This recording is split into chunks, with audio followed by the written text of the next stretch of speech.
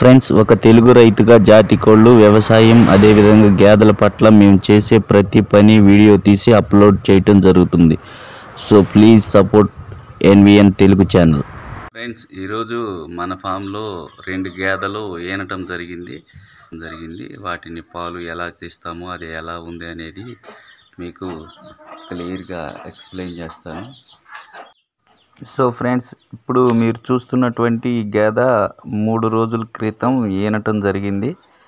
So ఇక్కడ మన ఫామ్లో గేదెలు కోళ్ళు మొత్తం కలిసి ఉంటాయి. ఈ గేదె 3 రోజుల క్రితం ఈనటం జరిగింది. ఈ గేదెతో పాటు రాత్రి కూడా ఒక గేదె ఈనింది, దాన్ని మీకు చూపిస్తాను. సో ఇక్కడ ఈ ప్రాంతంలో వచ్చేసి మన ఫామ్లో ఉన్నటువంటి కోళ్ళు అన్నీ కూడా ఇక్కడే గుడ్లు పెడతాయి. ఈ గుడ్లు మనం కలెక్ట్ చేసుకొని తీసుకెళ్ళటం జరుగుతుంది. సో ఇప్పుడు మనం రాత్రి ఇన్ని గేదెను చూపిస్తాను చూడండి.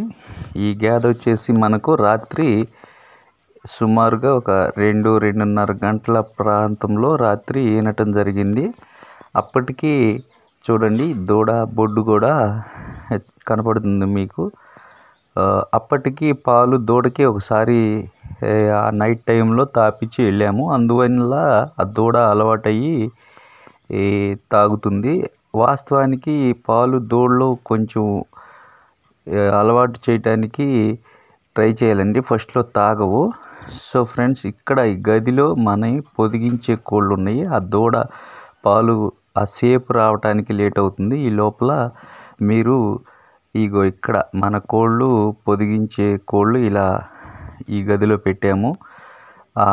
వాటికి పెట్టిన ట్రై వచ్చేసి ఇనుప మెష్ తోటి తయారు చేసిన ట్రైలో ఈ కోళ్ళు మొత్తం పొదిగేసటం జరిగింది. చూడండి, వీటికి ఒక గిన్నెలో మేత నీళ్ళు పెట్టినట్టయితే అవే తిని అవి మళ్ళీ గుడ్ల పైకి అవే ఎక్కుతూ ఉంటాయి. సో ఫ్రెండ్స్, ఇప్పుడు మన పొదిగించే కోళ్ళు చూశారుగా. ఇప్పుడు మన దూడ దగ్గరికి వెళ్దాం. ఇది చూడండి, పొదుగులోకి పాలు వచ్చినాయి. దీన్ని రైతు భాషలో సేపు అంటారు. ఇది చిన్న దూడ రాత్రి చాలా ప్రయత్నం చేసి పాలు తాపించడం జరిగింది. అందువల్ల కొంచెం అలవాటు అయింది. కానీ అది ఒక సన్నులో పాలు అయిపోయి ఇంకో సన్ను పట్టుకుంటుంది, దానికి తెలియదు. అందువల్ల చూడండి మనం పట్టేయటం జరిగింది. అప్పుడు మళ్ళీ ఆ సన్నులో దానికి పాలు వచ్చినంతసేపు అది తాగుతూనే ఉంటుంది. మేమైతే ఫ్రెండ్స్ ఈ ముర్రు పాలు అనేటివి దూడలు తాగిన తర్వాత మిగిలితేనే తీసుకుంటూ ఉంటాము.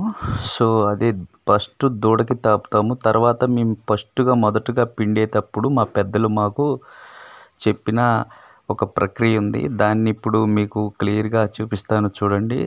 సో ఫ్రెండ్స్, ముందుగా భూదేవి తల్లికి 4 దారాలు మనం నేలపై ఇలా పిండటం జరుగుతుంది. ప్రతి సన్నులో నుంచి 4 దారాలు నేలపై పిండటం జరుగుతుంది. దానికి కారణం మా పెద్దలు మాకు ఇదే విషయం చెప్పారు. మేము కూడా ఇలాగే చెప్తాం. ఇప్పుడు ప్రస్తుతానికి ఇది నా బండ పరిస్థితి, ఏదైనా నేలేనండి. అయితే ఇక్కడ క్రిములు వచ్చే అవకాశం ఉంది కాబట్టి దాన్ని ఇట్లా కడుక్కుంటే మనకి ఇబ్బంది ఉండదు. ఇప్పుడు డైరెక్ట్గా మనం పాలు పిండుకుంటం జరుగుతుంది.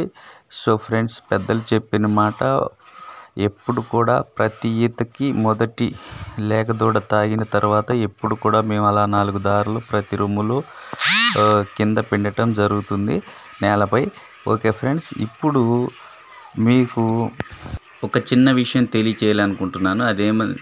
ఏమిటంటే ఈ మధ్య కాలంలో సోషల్ మీడియాలో ఒక వీడియో చాలా వైరల్ అవుతుంది. అదేంటంటే నేను బాగా చదువుకున్నాను, నువ్వు ఇంకా పేడ తీస్తున్నావా అని అడగటం జరుగుతుంది. దానికి సమాధానంగా అతను నేను పేడ తీసి నెలకు 60,000, 50,000, ₹1,00,000 సంపాదించాను అనగానే ఎంపటి అతను పేడలో చేయి పెట్టి నేను తీస్తానన్నట్టుగా చూపిస్తున్నారు. సో అంత సులువుగా ఉండదండి, ప్రతి పని కూడా అంత సులువుగా ఉండదు. దీనికి ఇంతకుముందు నేను చెప్పిన విధంగా సేపు అనే చెప్పాను కదా, గేదెకు మనం పూర్తిగా మేపి అది సాటిస్ఫాక్షన్గా ఉంటేనే పొదుగులోకి పాలు వస్తాయండి.